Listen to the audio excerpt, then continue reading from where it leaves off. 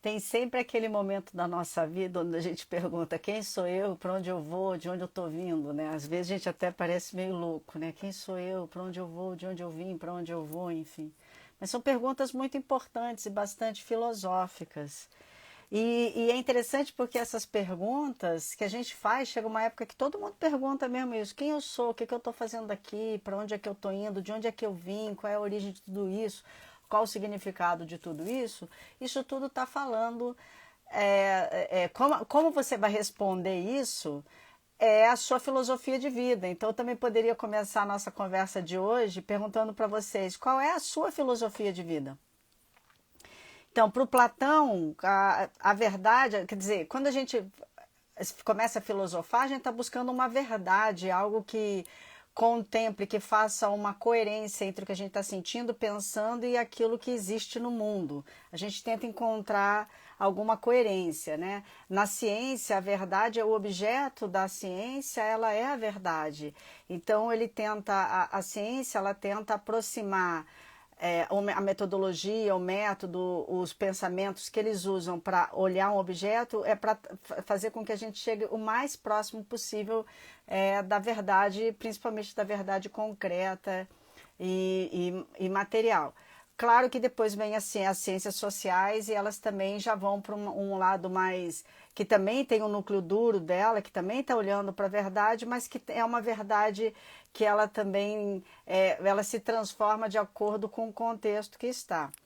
Então, a gente para filosofar sobre a nossa vida, a gente para ter uma filosofia, sempre tem algo por trás. Se você começa a conversar com uma pessoa que entende muito de filosofia mesmo, dessa disciplina nascida lá na Grécia, e você começa a falar o que você pensa sobre a sua vida, quais são as verdades que você tem postulado para si mesmo para conduzir as suas experiências de vida, essas pessoas vão falar: essa pessoa ela é mais cartesiana, ou essa pessoa ela é mais religiosa, ou essa pessoa é mais platônica, né, onde existe sempre, tem um mundo das ideias, é o mundo ideal, o mundo onde tudo é perfeito e que a gente não consegue acessar esse mundo ideal, a gente vive um dualismo.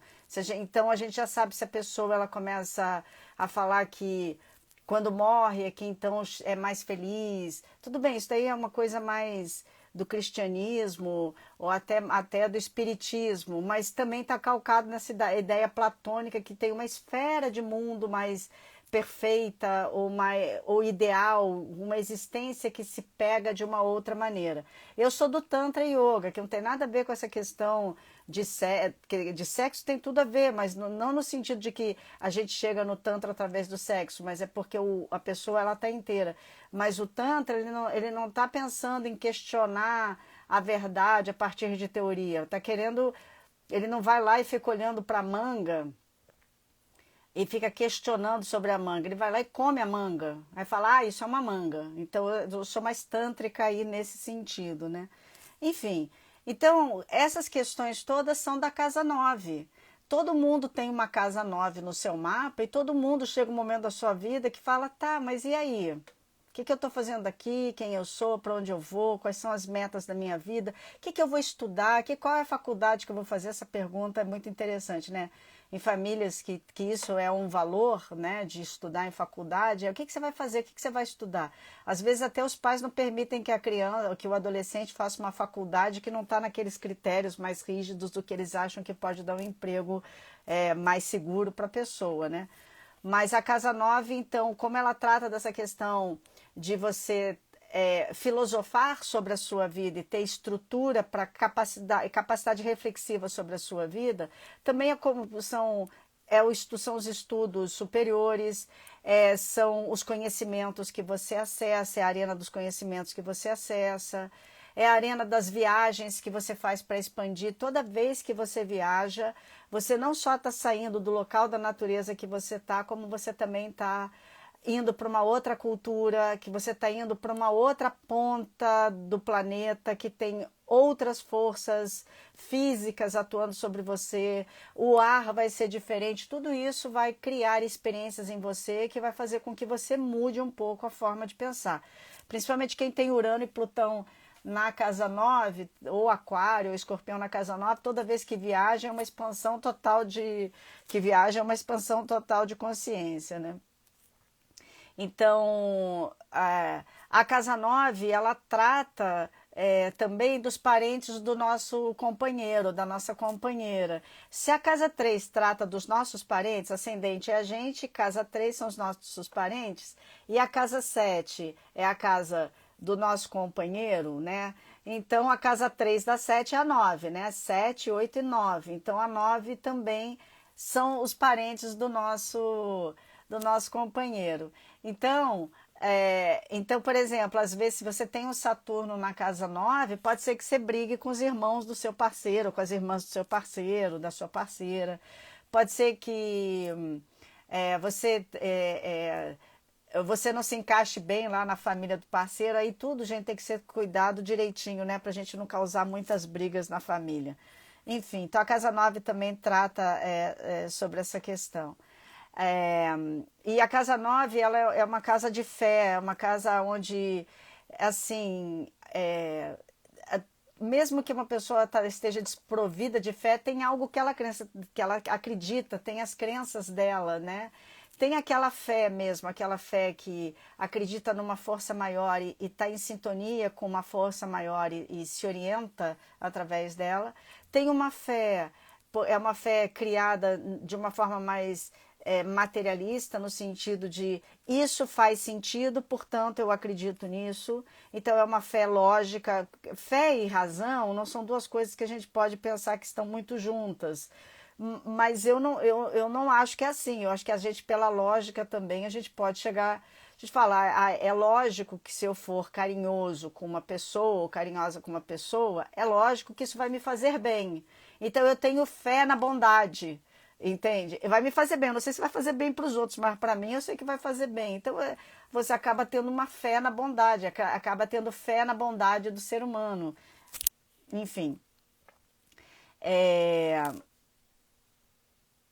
Essa questão, a casa 9 também é uma casa, gente, que a gente vai estudar sempre, vai ler quando a pessoa está buscando a vocação dela. Porque não é isso que a gente faz, é bem óbvio isso, né? Ah, você quer ser o quê? Lá, casa 10. O que é que você quer fazer na sua vida? Aí você vai buscar uma faculdade ou um estudo, casa 9, um estudo superior daquela profissão. Então a casa 9 vai dizer mais ou menos o que você vai, o que você vai fazer no mundo. É, mas é um pouco mais complexo, né? Vocação, parcerias, a gente tem que olhar toda a tendência do mapa inteiro, não é só uma casa ou outra. Mas a gente olha ali, né? E se você estuda alguma coisa que não tem muito a ver com a sua casa 9, possivelmente você não vai seguir aquela carreira daquele estudo lá. O que eu quero dizer é o seguinte, por exemplo, você é mais filosófica, mas foi estudar educação física, porque tem uma inteligência corporal, estudou, mas você talvez funcionasse melhor se você fosse fazer filosofia, se fosse fazer antropologia, alguma coisa nesse sentido, né? Talvez essa formação te desse um respaldo melhor para aquilo que você vai se tornar futuramente. Mas isso não significa que o que você estudou não tem a ver com você, de alguma forma. A gente é muito jovem quando decide uma faculdade, né? Ainda bem, né? Porque se a gente for um pouquinho mais velho, a gente não aguenta as universidades. Se a gente começa a estudar, a ficar mais velho, a gente fala, não vou fazer trabalho em grupo, não, isso daí não. Eu não acredito que eu tenho que estudar essas coisas que não tem nada a ver com aquilo que eu quero fazer. Então a gente tem que ser jovem mesmo para aguentar a faculdade ainda como ela é, né? As faculdades, elas ainda... Eu acho que as faculdades, elas não estão dando para nós, para os alunos, né, um respaldo bom para elas sentirem tesão de ficar lá se formando, enfim. Então a casa 9 tem essas características. Então, e a questão da expansão espiritual, que eu já falei, ela, por tudo isso, ela nos expande consciência, expande a nossa compreensão de mundo, dá capacidade para a gente fazer associações entre o que está acontecendo no mundo, o que a gente pensa, o que a gente sente, associações entre um pensamento e outro. Por que é que você não pode usar esse pensamento numa tese de doutorado? Por que é que você não pode usar esse autor junto com esse autor? Porque eles pensam de perspectivas completamente diferentes e 9, eu tô falando casa 3 de vez em quando, né? Eu não acho que a casa 9 seria exatamente do propósito, mas é bom, viu? Esse nome aí, um propósito, é um bom nome, mas eu não acho que necessariamente propósito, mas assim, não é ruim não essa ideia não de ser um propósito. Eu acho que a casa 9 ela é mais a casa de um foco, de um objetivo que você... É propósito, né? É propósito. Mas é que não é um propósito de vida. É algo que vai te ajudar a você unir vários conhecimentos e experiências para que então você chegue no seu propósito. Aí, claro, você tem que ter um propósito para fazer toda essa junção. Então é assim, casa do propósito.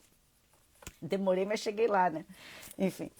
É, a casa, mas aí então a questão da expansão espiritual, você tem de expansão de consciência, que leva também a uma expansão espiritual, porque a gente expandir-se espiritualmente é quando a gente vai introjetando transcendências. O que significa? Aquilo que a gente delegava para uma força maior, agora a gente consegue fazer. E aquilo que a gente não vai conseguir fazer em hipótese nenhuma, a gente entrega para uma força maior e acredita nisso. É uma questão de casa 9. A outra coisa, toda vez que a gente viaja, a gente expande consciência. Toda vez que a gente estuda, a gente expande consciência. Toda vez que a gente medita, a gente expande consciência.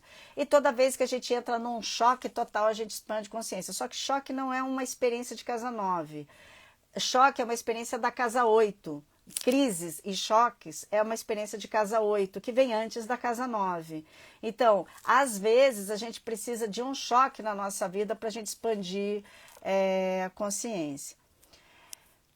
Então vamos ver aqui o que cada planeta e cada signo na casa está falando. Na casa 9 está trazendo, está falando um pouco sobre essa experiência de expansão de consciência, de educação superior, de propósito de vida, de filosofia de vida, de como é que a gente lida com os parentes. Eu não vou conseguir dar conta de tudo isso em todos os planetas, mas o que eu puder eu vou falar.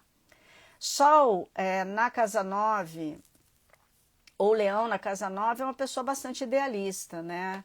Então, é uma pessoa idealista no sentido de que ela não corrompe as crenças dela, ela pode aceitar muitas coisas, mas tem um momento nela que ela não corrompe, ela tem uma crença, não é uma crença, é um ideal mesmo. Ela acha que não se pode comer carne, não é porque faz mal para o corpo, mas é porque machuca os animais e tem outros seres vivos que vai causar menos dose, né? Menos dor se a gente come, por exemplo. A gente não pode comparar a experiência de um alface com de um boi, quando faz aquelas piadas, né? Ah, olha o alface gritando de dor, porque o corpo de um alface, ele não tem a mesma experiência sensível que o corpo de um animal evoluído quanto um mamífero, como o boi e a vaca. Entende? Então, por exemplo, a pessoa ela tem esse ideal de que não se deve machucar e ela mora num país onde se pode comer comidas veganas e aí ela come isso. Então, isso daí, um sol de casa 9, um leão de casa 9 tem esses ideais. Às vezes fica dogmático. A casa 9 ela escorrega sempre num dogma, ela sempre vai tender a um fanatismo. Não é fanatismo, é um dogma, é ficar dogmático, ficar um pouco tenso nessa área. Mas se for bem aspectado, é uma pessoa que ela tem lá os ideais dela e ela não rompe esses ideais, mas ela permite que todas as pessoas tenham os seus próprios ideais. E é uma pessoa que geralmente viaja muito, viaja a trabalho, ou gosta de viajar bastante, ou gosta de estudar muito, são professores, gostam de discursar, de dar palestras, fazer palestras, enfim. Pessoas que iluminam muito, conseguem também trazer muitos conhecimentos, unirem esses conhecimentos e traduzir esse conhecimento para outras pessoas. A Lua ou o Câncer na casa 9 é uma pessoa que ela simplesmente baixa o santo e diz tudo o que vai acontecer no futuro. Chega uma hora que você está conversando com a pessoa com Lua na 9, ela baixa, faz assim, pá, é tal coisa. Você acredite, porque se não tiver muito contaminado com os medos dela, se não tiver muito envenenado com alguma coisa, vai vir um astrólogo com lua de casa 9, ele nem lê as previsões astrológicas, ele baixa, Ele faz um download das previsões astrológicas. A Lua em casa 9 também, a maioria das pessoas com Lua em casa 9, ou Lua em Sagitário, ou Câncer na casa 9, mora um período fora ou viaja muito, tá? Ou até vai viver fora do país mesmo, tá? Tem essa necessidade de ter experiências de uma vida mais longa em outro lugar para criar segurança, intimidade com países distantes, tá? Mercúrio ou Gêmeos na casa 9 é uma história do pássaro, né? Que eu já contei aqui algumas vezes, mas vou contar de novo, porque é tão bonita essa história. Na verdade, essa história é o olhar da casa 3 para 9, né? Existia um pássaro numa árvore que ele ficava comendo os frutos da árvore e comia até que chegava num fruto muito amargo, e aí ele parava e olhava para cima e via um pássaro mergulhado no esplendor dele. Aí ele tentava se aproximar daquela paz, subia um galho, mas aí tinha um fruto gostosinho, aí ele ia lá, comia um frutinho aqui, blá, blá, blá, até que come outro fruto e, ai meu Deus, que difícil a vida. E contempla ali aquele pássaro mergulhado no seu esplendor. E aí essa história vai sendo isso, até que ele, em dado momento, ele come um fruto amargo demais, que aí ele almeja tanto aquela paz daquele pássaro, que ele percebe que o tempo inteiro ele era aquele pássaro mergulhado no esplendor. Então, isso daí é uma casa 3, que ela vai experimentando o mundo, vai sabendo isso é bom, isso não é bom, isso é bom, isso não é bom. Ih, nossa, esse aprendizado foi difícil, o que significa? Qual é o sentido disso para a minha vida? Por que eu passei por isso e tal? Então ele fica questionando, vai filosofando, mergulhando naquele pássaro que contempla e que está mergulhado no seu esplendor, quer dizer, da casa 9, todo o trajeto da casa 3 para a casa 9. E o Mercúrio na casa 9, que é o regente natural da casa 3, lá na casa 9, ele está contemplando, ele está filosofando sobre essas questões. Então são pessoas que são excelentes professores, pessoas que conseguem facilitar a linguagem para a gente entender as coisas de forma mais fácil. É uma pessoa que tem uma compreensão fácil não porque a vida é fácil, mas ele facilita para a gente essas compreensões, né? Ou pode ser uma pessoa que pode não levar muito a sério o que é tão profundo, ou pode ser uma pessoa que simplifique demais a complexidade da existência. Virgem na casa 9 é um pesquisador, é uma pessoa que tem uma mente investigativa bem legal, que organiza as coisas, bem cientistão, sabe? Ou um filosofão, um cara ou uma mulher que tem uma cabeça muito sofisticada. E pode ser dogmático, pode ser aquela pessoa que só come arroz integral, mastigando 300 vezes cada garfada, porque virgem sempre vai estar pensando na saúde, na doença, nas coisas, então vai estudar tudo, sabe mais do que o médico. O médico fala, não pode comer arroz branco de vez em quando, não, mas você não sabe. Aí ele baixa toda a literatura sobre arroz integral e vai conversar com o médico sobre isso. Às vezes, virgem na casa 9 faz isso. Vênus ou Libra na casa 9 é aquela pessoa que idealiza o parceiro, né? Aquela pessoa que fala, ele é tão perfeito, ele não erra. Ou ela não erra, ela é perfeita. E aí descobre, por exemplo, que ela é ser humano. E aí fala, meu Deus, é um ser humano. Eu estava casado com um ser humano, eu não estava casada com uma semideusa.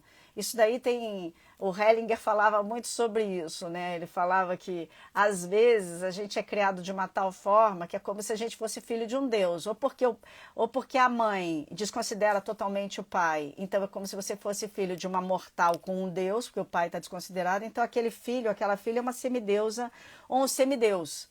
Então ele tá lá mergulhado lá no esplendor, achando que é um semideus. Então nenhum homem e nenhuma mulher pode se aproximar dessa pessoa, porque só se for um semideus como ele. Quer dizer, está completamente fora da realidade, né? Então a Vênus e Libra, numa casa 9, tem que botar um pouco o pé no chão, ser um pouco mais normal, ter mais carne, ter mais vida mundana, no sentido de ser menos idealista, menos platônica, e para ter uma relação melhor, menos puritana e menos, não só puritana, mas exigente que as pessoas sejam perfeitas, né? Às vezes o pai ou a mãe viajavam muito e a criança então fica idealizando o pai ou idealizando a mãe, então quando vê o parceiro tá casada com um ator de cinema na imaginação, tá casada com ator no tá casada com um homem mundano, mas fica sonhando com outro homem que ela namorou quando tinha 17 anos e que ele, que é o perfeito, e na verdade é porque ela precisa ficar tendo essa ruptura entre a realidade e a saudade. Não é que ela precisa dessa ruptura, ela aprendeu a, a amar criando uma fantasia porque não aguentava a distância. Mas é uma posição boa no sentido de que é uma pessoa que ela gosta de filosofar com parceiro, ela gosta de homens ou mulheres inteligentes, ela gosta de cultura, ela gosta de se expandir, ela se sente bem espiritualmente. E podem ser monges, eu já fui aprendiz de monge, e lá todo mundo perguntava, Mônica, qual é a sua relação com o seu mestre espiritual? Aí eu falava, é de pai, eu tenho uma relação de pai. Que ele não substitui jamais o meu pai. Meu pai é meu pai. Meu pai é na terra, no céu, é meu pai, de carne e osso é o meu papai. Mas a minha relação com meu pai é boa, então a minha relação com o meu mestre espiritual é de pai. Para outras pessoas, a relação com o mestre espiritual é de amante. Ele é o seu amante. Você é casada com aquele mestre espiritual. Para outros, ele é um amigo. O Urano na casa 9, ele é teu brother, né?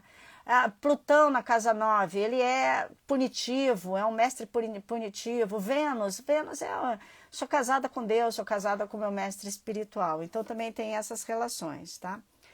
Touro na casa 9 é uma pessoa. Touro na casa 9 é uma pessoa, essa frase está mal construída. Pessoas que têm touro na sua casa 9, são pessoas práticas, filosóficas. Assim, se você ensinar uma coisa para ela abstrata demais que ela não possa botar em prática, ela fala, tá bom, tá, tchau, deu.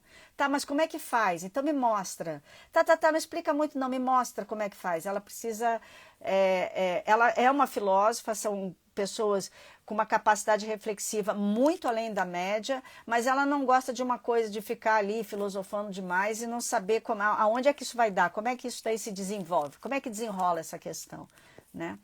E podem cantar em coral de igreja. Eu já conheci muitas pessoas que eu já atendi que tinha touro na 9 ou Vênus na 9, que cantavam em corais, seja de igreja ou gostavam de cantar em grupo, porque geralmente coral também a gente canta algumas músicas espirituais, né? Enfim. E podem ser pessoas, podem ser famosas também como artista, tá? Já vi também pessoas que moram, touro especificamente, não Vênus, mas pessoas assim, uma pessoa que morava na fazenda e a família na cidade. Tem essa diferença, fica morando longe da família, né? Pode acontecer isso. Marte ou Áries na casa 10, principalmente Marte na casa 10, são os atletas de alto nível. Muitos atletas de alto nível, falei isso mais hoje cedo, ou em outra live, tem Marte na casa 9 ou casa 12, ou casa 5, mas mais na 9 ou na casa 12. Então, são atletas de alto nível. São também, tem uma espiritualidade ardente, é uma pessoa que realmente a questão da espiritualidade, de expandir consciência é muito importante para elas e elas fazem de forma apaixonada. E pode ser uma pessoa que perde muito as chaves, né? Tenho uma amiga minha que aonde ela vai, ela deixa a chave dela, né? Eu falo assim, pega essa chave, pelo amor de Deus. E ela tem Marte ali na casa 9. E é uma pessoa que precisa fazer viagens místicas, precisa ir para alguns lugares para... Enfim, tem uma conexão mística bastante forte, né? E são divertidíssimas, contadoras de histórias, são divertidíssimas pessoas com Marte em Áries. Às vezes pode ser dogmática, né? Porque como eu falei, casa 9, quando eu tenho esses planetas mais intensos, tem um dogma ali funcionando. Júpiter ou Sagitário, principalmente Júpiter na casa 9, tem a questão daquele mito, né, da Atena, como ela nasce. O oráculo falou para Zeus que a esposa dele ia parir alguém, um filho, que ia tirar ele do trono. Então o que ele faz? Ele come a Metis, que é a sabedoria. Se a gente for interpretar isso numa perspectiva machista, no mito não é machista, mas se a gente for interpretar ele por aí, por este viés, a gente está falando que numa sociedade você tá com. O oráculo diz: essa mulher está pensando muito, você está dando muita vazão para essa mulher, manda, né, ficar no lugar dela. Então o marido vai dar um cala-te-boca na mulher, entendeu? Então ele come a Métis, nessa perspectiva, tá? Tem uma outra perspectiva que é mais psicanalítica, mais análise junguiana, que eu me afino mais, e que não desconsidera nenhuma outra possibilidade de interpretação de mito, e a Casa 9 faz isso o tempo inteiro, ela interpreta assim, interpreta assim, interpreta assim, interpreta, ela vai olhando de vários ângulos, tá? Então, essa que me interessa mais está falando o seguinte: às vezes uma pessoa com Júpiter na Casa 9, ela é tão sábia e ela é tão conectada com a sabedoria, com os registros acásticos, onde está toda a sabedoria, que de vez em quando ela não digere muito, ela não, ela, blá, blá, blá, ela fala as coisas sem muita sofisticação. Então, quando Zeus come a sabedoria, Metis, ele está digerindo aquilo, ele está se apropriando mais da sabedoria. Ele, na verdade, está sentado com a esposa e fala: me fala mais sobre isso. Aí você viu como inverte essa questão, já não é mais machista, mas é um homem que está falando assim: mas por que você pensa assim? Mas como é que é? Qual é a sua experiência? Me ensina mais. E aquela pessoa vira mestra, a esposa dele vira mestra, né? E aí nasce da cabeça de Zeus, ele comeu a Métis, então ele começa a ter uma dor de cabeça enorme, e aí vem o Hefesto e fala, naquela época, né? Vem o Hefesto e fala assim, em vez de dar um comprimidinho, fala assim: peraí que eu tenho a solução para você. E dá uma machadada na cabeça dele e sai da cabeça de Zeus Atena, linda, maravilhosa, adulta, chiquetérrima, deusa da justiça, estrategista de guerra, maravilhosa, uma cabeça super poderosa. Hefesto, quando olha para ela, fica totalmente apaixonada. Atena fala: ai, que saco, não quero casar, minha vida não é para casar, minha vida é para desenvolver meu intelecto, é para eu estar no mundo, é para eu... não quero saber de casamento, enfim. Então, o Júpiter em Sagitário, Júpiter ou Sagitário na Casa 9, principalmente o Júpiter na Casa 9, é uma pessoa muito sábia, mas por ela ser muito sábia, ela acha que não precisa estudar muito, ela acha que ela pode soltar o conhecimento dela de qualquer maneira e está tudo bem, entendeu?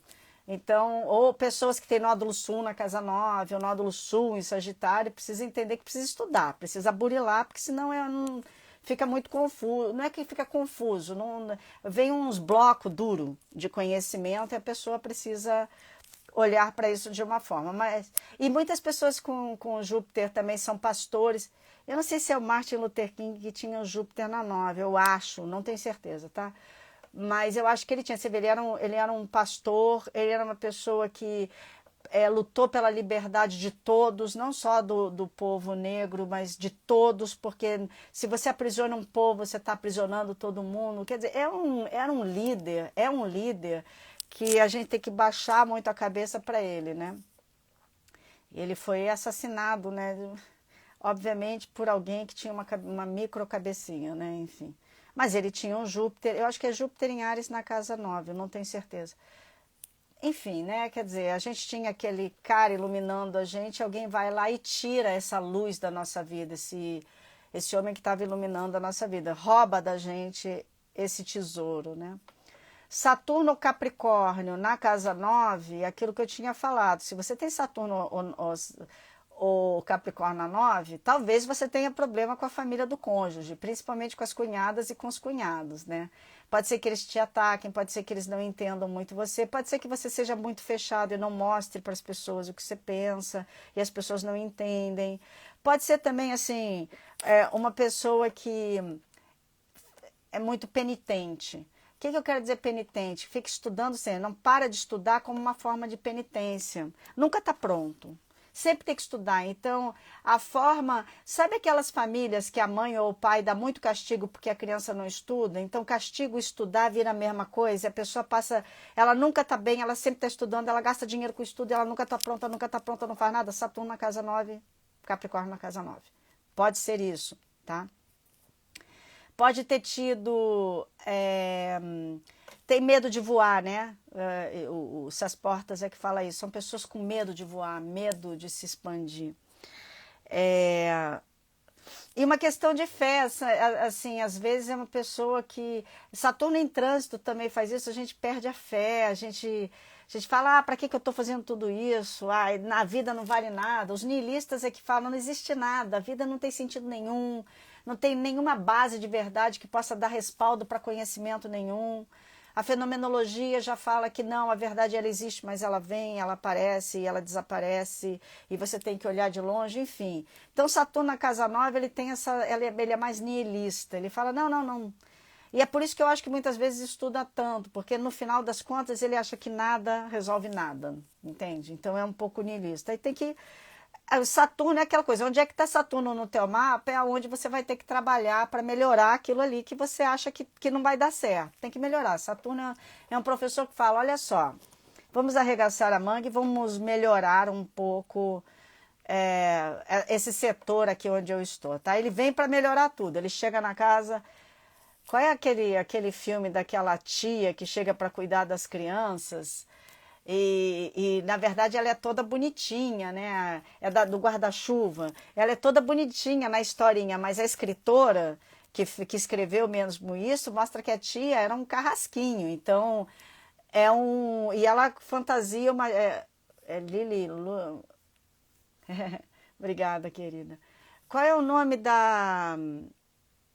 Então,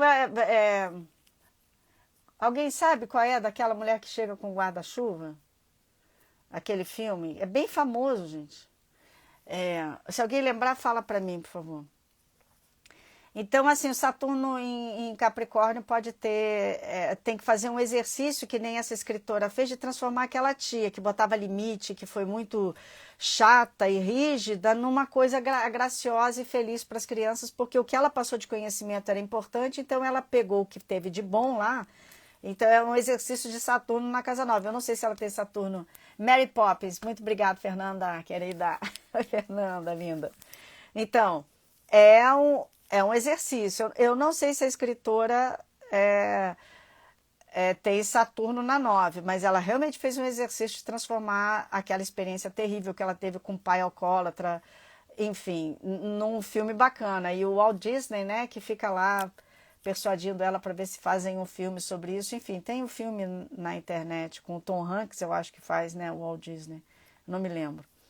Urano ou Aquário? Urano ou Aquário na casa 9, você fica do lado, só fica esperando a pessoa respirar, porque daqui a pouco ela baixa um santo, que nem a Lua, baixa um santo e fala tudo. É a própria visão do futuro. Urano na casa 9, inclusive, não consegue nem ver o que está acontecendo aqui agora. Ele está olhando tudo, está ali no futuro. É uma pessoa que sabe do futuro, é a própria... o autor de Peter Pan tinha uma infância ruim, mas pintou uma aventura divertida. Olha que legal, obrigada. De vez em quando, gente, eu não falo o nome de vocês porque eu não entendo, porque sabe que Instagram, né, assim, é Anderson Mac. Então pode ser Anderson, né? Enfim, desculpa. De vez em quando, né, os nomes do Instagram não deixam a gente ver o nome da pessoa, é por isso que eu não consigo dar o crédito para quem está contribuindo aqui para a gente de uma forma tão legal, né? Bom, então assim, Urano ou Aquário antecipa o futuro. É uma pessoa que luta pela verdade e por justiça. Se você quer ver uma pessoa vermelha de raiva por injustiça, é um Urano na casa 9 ou um Aquário de casa 9. Quando faz viagens, as viagens se transformam, gostam de viajar para lugares exóticos. Claro, se todo o mapa contribui para isso, né? Netuno em Peixes é a própria expressão do Samadhi. Os Samadhis são estágios de expansão espiritual onde você vai experimentando o universo através da sua corporalidade, através da sua mente, né? Então, no yoga, a gente vai meditando, a gente confunde, eu não consigo meditar. Ninguém consegue meditar. A mente, ela tem uma finalidade, que é pensar. Então não adianta a minha mente não para. Não, porque a função dela é pensar. Ela não veio para parar, ela veio para pensar. O que a gente faz com a meditação é botar um foco num chakra, de acordo com a meditação que você vai fazer, né? Porque tem a meditação budista, você descentra. Na meditação do Tantra, você foca. E todas elas são hiper eficazes, tá? Então você bota um foco, um mantra, um foco, uma imagem, um ponto, um chakra, que é um ponto onde você vai meditar. E aí você medita e você não consegue meditar. Quero um bolo de chocolate, tenho que escrever a live. Nossa, minha barriga cresceu, que saco, eu tô afim do cara e ele não me liga. Enfim, você tá lá sentado para meditar e não tá conseguindo. Chega um momento que, pum, você dá uma saltada depois de anos meditando, aí você entra em meditação. E às vezes você entra num samadhi, que é quando você entra no paralelismo entre a sua mente pessoal com a mente universal. E aí você tem uma experiência que você expande consciência. Então, um Netuno ou um Peixes de casa 9 é uma pessoa expandida demais, uma pessoa que, na minha concepção, que eu não tenho como provar, é uma pessoa que já meditou muitas vezes, já entrou em samadhi muitas vezes, e o dia que começa a fazer essas práticas já está ali. Caí em samadhi. Eu tinha um amigo meu que ele vivia cantando Baba não, que valambra, e de repente entrava em samadhi. Aí eu lá meditando 3 horas por dia durante 25 anos e o máximo que eu conseguia era dar um sorrisinho, né? Então Netuno tem essa pegada. Também tem pessoas com muita fama internacional como músico, como artista, no cinema, com o Netuno na casa 9. Lembra que a casa 9 tem uma ligação muito forte com a nossa carreira, tá? Plutão ou Escorpião na casa 9, olha, gente, Plutão na casa 9 ou Escorpião na casa 9 é uma pessoa que toda vez que ela decidir expandir consciência, seja meditando, viajando, entrando em crise, estudando, ela explode tudo que ela acredita e se não cuidar, explode tudo que está à volta dela e ela vem que nem fênix, ela destrói tudo que ela acreditava e ela vem que nem fênix e renasce uma outra coisa. Então é uma pessoa que tem uma capacidade incrível de profundidade de reflexão, mas esse é um processo de morte e renascimento às vezes tão desgastante que a pessoa fala, não, menos, vamos parar um pouco. E aí, portanto, para elas é mais fácil ficar dogmática de vez em quando. Né? O que eu quero dizer com isso, né? É que às vezes é melhor você ter uma crença e não mexer nela e falar que tudo é assim, porque aí você fica entrando menos em crise, menos angustiado, né? Menos ansioso. E Plutão na casa 9 tem essas ansiedades, né? Então, às vezes, eles faz isso, mas... E eu vou te falar, como eu falei em alguma das lives, gente, Plutão, a gente só depois dos 50 anos é que a gente vai dar conta do nosso Plutão no nosso mapa. Se a gente tem Plutão com Sol, Plutão merece uma live, né? Um dia eu vou fazer uma live só de Plutão, porque Plutão merece uma live. Porque se você tem Plutão com Sol, Plutão com Lua, principalmente com o Sol, com a Lua, com os luminares, você sempre relata, quando é jovem, que parece que alguma coisa está te empurrando lá para o inferno e que você está sob uma energia muito forte, que na verdade é uma capacidade que você tem de experimentar o mundo, mas que você ainda não está pronta para aquilo, experimentar a dor, experimentar as crises, fazer transformações, e que você não está pronto para isso. Então Plutão na 9, ou Escorpião na 9, é uma posição difícil, mas depois de um tempo vira uma posição de muita profundidade, de muita sabedoria. Mas porque Plutão ele é muito chato mesmo, desde sempre. Plutão, as pessoas que têm Plutão forte no mapa, elas vão sofrer durante muito tempo e depois elas vão agradecer o sofrimento, porque elas vão entender que não é porque necessariamente estava lá para sofrer, ou porque a vida a gente aprende pelo sofrimento, mas é porque você estava sendo burilado para expandir consciência, para dar conta de realidades mais profundas e mais fortes. Você, por conta dessa expansão, pelo menos pelo yoga, a gente veio expandir consciência aqui. Pode ser, é como a minha filosofia de vida. Qual é a sua filosofia de vida? A casa 9, você que tem que responder, não é sua casa 9 que tem que responder, não. A sua casa 9 está dizendo que todo mundo tem uma filosofia de vida. Então você responde, né? Para que perguntar se você é a pergunta feita ao mundo, né? Eu nunca sei se é o Campbell ou acho que foi o Jung que falou, ou é o Thomas Campbell. Nódulo Sul na casa 9 é uma pessoa que sai da casa 9 e vai lá para a casa 3. Então é uma pessoa que tem que, como eu falei lá, de comer a Metz, né? De comer a sabedoria, digere bem isso, estuda bem isso, eu sei que você sabe e tal, mas incorpora mais esse conhecimento antes de ficar falando Me formei em constelação familiar e não sei fazer constelação familiar. Essa formação foi ruim. Não, essa formação não foi ruim. Você ainda está sendo preparado pela constelação familiar e daqui a pouco você vai sentir bom, você vai, desculpe o termo, você vai vomitar o constelador que existe dentro de você em você. Entende? Isso é aprendizado, não existe formação. Você não faz formação, gente. Não existe ninguém que faz formação que sai formado de qualquer coisa. Aquele conhecimento que a gente tem, chega num momento que a gente come e tal e vomita ele na gente mesmo. A gente se expande e torna aquilo. Entende? Então, o nódulo sul, ele tem uma capacidade enorme de sabedoria e às vezes ele não quer digerir aquilo. Então, ele tem que digerir um pouco mais, tá? Ele não tem que ser muito impaciente. E transformar esse conhecimento todo que ele tem em prática, entregar isso para as pessoas de forma mais fácil, tá? Passar esse conhecimento para as pessoas de forma mais fácil. Caiuca, uma amiga minha, a gente jogou waterpolo junto. Eu e Caiuca, né, Caiuca? Era maneiro. É minha paixão, Caiuca é minha paixão. Ai, ai. Como a gente... Caiuca... vou contar essa, Caiuca. Eu e Caiuca, a gente corria. Aí a gente subiu as paineiras correndo. E eu falei assim, Caiuca, vamos rolar a ribanceira? Amor, vamos!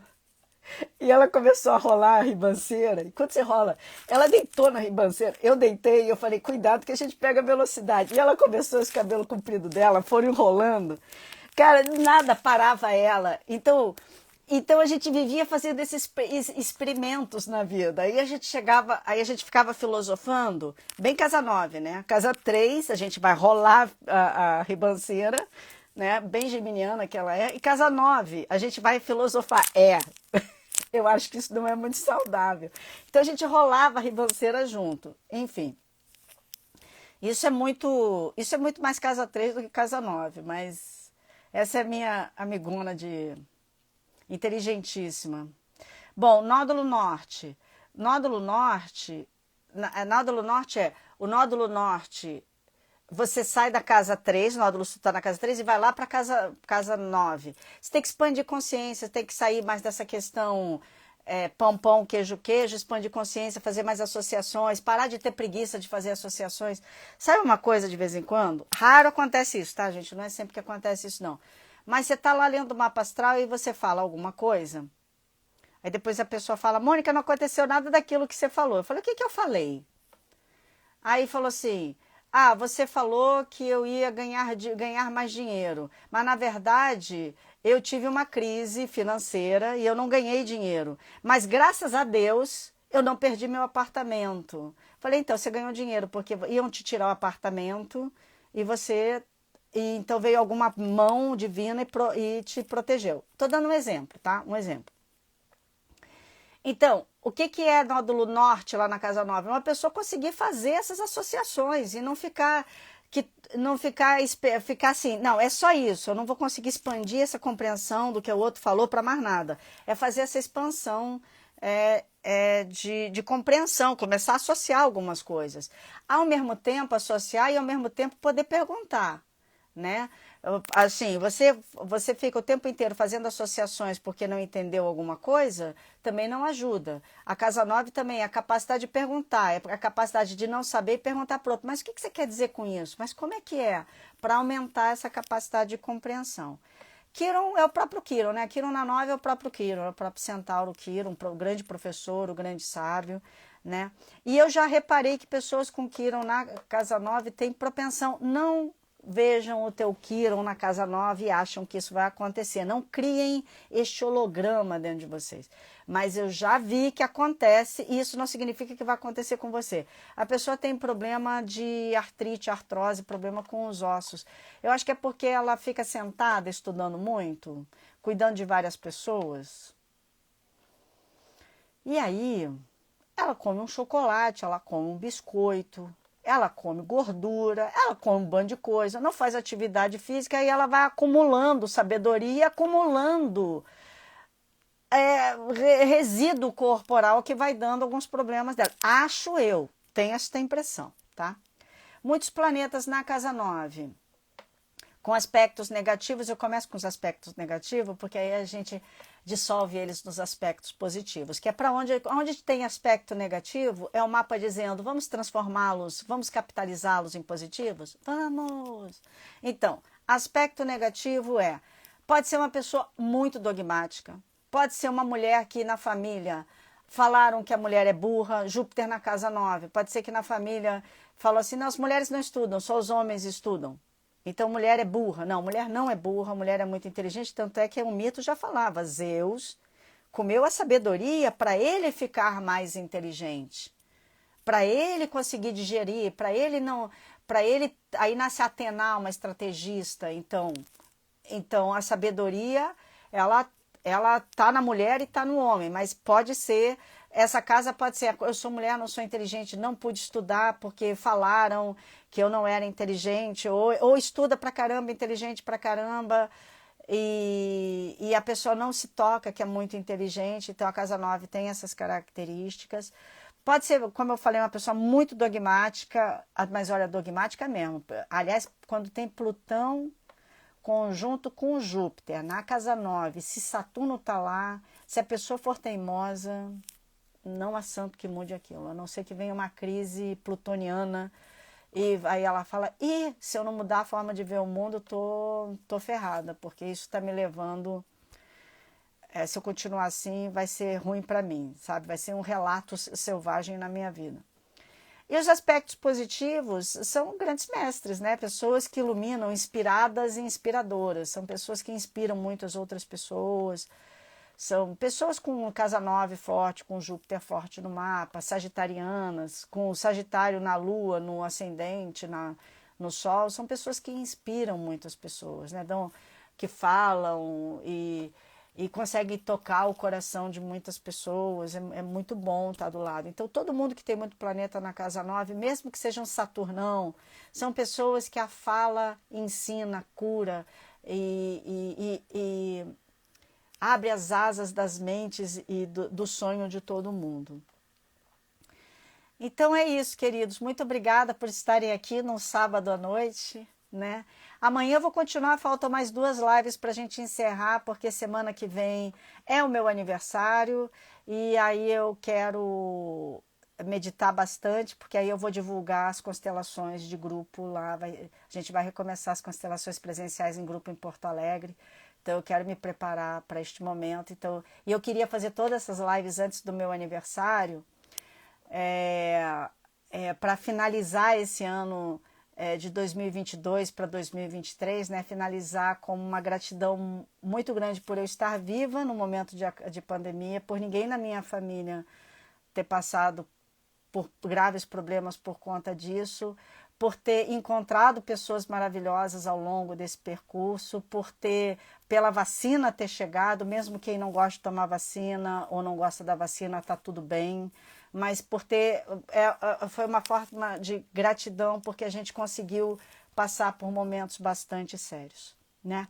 Então, um grande beijo, obrigada, e vocês são demais. Tchau, tchau.